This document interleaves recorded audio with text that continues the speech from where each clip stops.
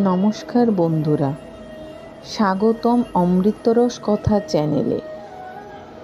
আজ আমরা জানব মোহিনী একাদশী ব্রতের মাহাত্ম্য, যা ভক্তি, ধর্ম ও মুক্তির এক মহাপথ।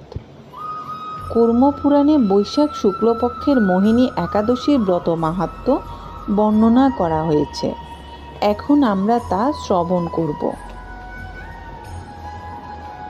মহারাজ যুধিষ্ঠির বললেন, হে জনার্দন, বৈশাখ শুক্লপক্ষ একাদশীর কি নাম, কি ফল, কি বিধি, এ সকল কথা আমার নিকট বর্ণনা করুন। উত্তরে ভগবান শ্রীকৃষ্ণ বললেন, হে ধর্মপুত্র, আপনি আমাকে যে প্রশ্ন করেছেন, পূর্বে শ্রী রামচন্দ্র বশিষ্ঠের কাছে এই একই প্রশ্ন করেছিলেন। তিনি জিজ্ঞাসা করেছিলেন, হে মুনিবর, আমি জনকনন্দিনী সীতার বিরহজনিত কারণে বহু দুঃখ পাচ্ছি, তাই একটি উত্তম ব্রতের কথা আমাকে বলুন, যার দ্বারা সর্বপাপ ক্ষয় ও সর্বদুঃখ বিনষ্ট হয়।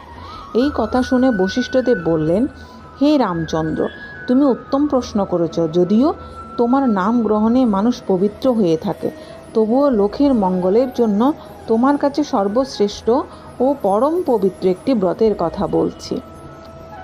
বৈশাখ মাসের শুক্লপক্ষিয়া একাদশীর মোহিনী নামে প্রসিদ্ধা এই ব্রত প্রভাবে মানুষের সকল পাপ, দুঃখ ও মোহজাল অচিরেই বিনষ্ট হয়। তাই মানুষের উচিত সকল পাপ ক্ষয়কারী ও সর্বদুঃখ বিনাশী এই একাদশী ব্রত পালন করা। একাগ্রচিত্তে তার মহিমা তুমি শ্রবণ করো। এই কথা শ্রবণ মাত্রে সমস্ত পাপ বিনষ্ট হয়। পবিত্র সরস্বতী নদীর তীরে ভদ্রাবতী নামে এক সুশোভনা নগরী ছিল। চন্দ্র বংশজাত ধীধিমান নামে এক রাজা সেখানে রাজত্ব করতেন। সেই নগরীতে ধনপাল নামে এক বৈশ্য বাস করতেন। তিনি ছিলেন পুণ্যকর্মা ও সমৃদ্ধশালী ব্যক্তি। তিনি নলকূপ, জলাশয়, উদ্যান, মঠ ও গৃহ ইত্যাদি নির্মাণ করে দিতেন। তিনি ছিলেন বিষ্ণু ভক্তি পরায়ণ ও শান্ত প্রকৃতির মানুষ। সুমনা, দ্যুতিমান, মেধাবী, সুকৃতি ও দুষ্টবুদ্ধি নামে তার 5 জন পুত্র ছিল। পঞ্চম পুত্র দুষ্টবুদ্ধি ছিল অতি দুরাচারী। সে সর্বদা পাপ কার্যে লিপ্ত থাকত। পরস্ত্রী সঙ্গী, বেশ্যাসক্ত, লম্পট ও ধূতকীরা প্রভৃতি পাপে সে অত্যন্ত আসক্ত ছিল। দেবতা, ব্রাহ্মণ ও পিতামাতার সেবায় তার একেবারেই মতি ছিল না। সে অন্যায় কার্যে রত, দুষ্ট স্বভাব ও পিতৃধন ক্ষয়কারক ছিল। সবসময় সে অবক্ষভক্ষণ ও সুরাপানে মত্ত থাকত। পিতা ধনপাল একদিন পথ চলছিলেন। হঠাৎ তিনি দেখতে পেলেন দুষ্টবুদ্ধি এক বেশ্যার গলায় হাত রেখে নিঃসংকোচে ঘুরে বেড়াচ্ছে।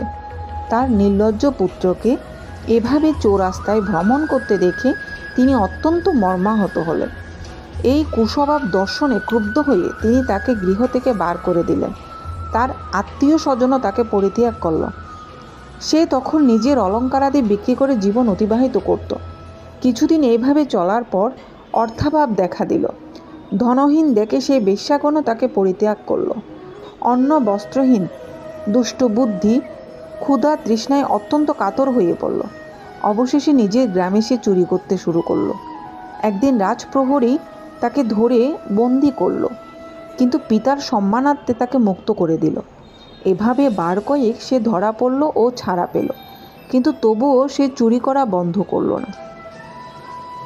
তখন রাজা তাকে কারাগারে বদ্ধ করে রাখলেন। বিচারে সে কষাঘাত দণ্ডভোগ করল। কারাভোগের পর অনন্য উপায়ে দুষ্টবুদ্ধি বনে প্রবেশ করল। সেখানে সে পশু পাখি বধ করে তাদের মাংস ভক্ষণ করে অতি দুঃখে পাপময় জীবনযাপন করতে লাগল। দুষ্কর্মের ফলে কেউ কখনো সুখী হতে পারে না, তাই সে দুষ্টবুদ্ধি দিবারাত্রি দুঃখ শোকে জর্জরিত হলো। এভাবে অনেক দিন অতিবাহিত হলো। কোনো পুণ্যফলে সহসা একদিন সে কৌণ্ডিন্য ঋষির আশ্রমে উপস্থিত হলো। বৈশাখ মাসে ঋষিবর গঙ্গা স্নান করে আশ্রমের দিকে প্রত্যাবর্তন করছিলেন। শোকাকুল দুষ্টবুদ্ধি তার সম্মুখে উপস্থিত হন। ঘটনাক্রমে ঋষির বস্ত্র হতে এক বিন্দু জল তার গায়ে পড়ল। সেই জল স্পর্শে তার সমস্ত পাপ দূর হলো।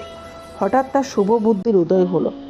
ঋষির সামনে সে কৃতাঞ্জলি পুটে প্রার্থনা করতে লাগলো, হে ঋষি শ্রেষ্ঠ, যে পুণ্য প্রভাবে আমি এই ভীষণ দুঃখ যন্ত্রণা থেকে মুক্তি লাভ করতে পারি, তা কৃপা করে আমাকে বলুন। ঋষিবর বললেন, বৈশাখ মাসের শুক্লপক্ষে মোহিনী নামে যে প্রসিদ্ধ একাদশী আসছে, তুমি সেই ব্রত পালন করো। এই ব্রতের ফলে মানুষের বহু জন্মার্জিত পর্বত পরিমাণ পাপরাশিও ক্ষয় হয়ে থাকে। মহামণি বশিষ্ঠ বললেন, কৌণ্ডিন্য ঋষির উপদেশ শ্রবণ করে প্রসন্ন চিত্তে দুষ্টবুদ্ধি সেই ব্রত পালন করল। হে মহারাজ রামচন্দ্র, এই ব্রত পালনে সে নিষ্পাপ হলো, দিব্যদেহ লাভ করল। অবশেষে গরুরে আরোহণ করে সকল প্রকার উপদ্রবহীন বৈকুণ্ঠধামে গমন করল। হে রাজন, তিলকে মোহিনী ব্রত থেকে আর শ্রেষ্ঠ ব্রত নেই। যজ্ঞ, তীর্থস্থান, দান ইত্যাদি কোনো পুণ্যকর্মই এই ব্রতের সমান নয়। এই ব্রত কথার শ্রবণ কীর্তনে সহস্র গোদানের ফল লাভ হয়। বন্ধুরা, আজকের মোহিনী একাদশী ব্রত মাহাত্ম্য কেমন লাগলো কমেন্টে জানাবেন। ভিডিওটি ভালো লাগলে একটি লাইক করে দিবেন ও সাবস্ক্রাইব করতে ভুলবেন না। দেখা হবে পরবর্তী কোনো নতুন ভিডিওতে।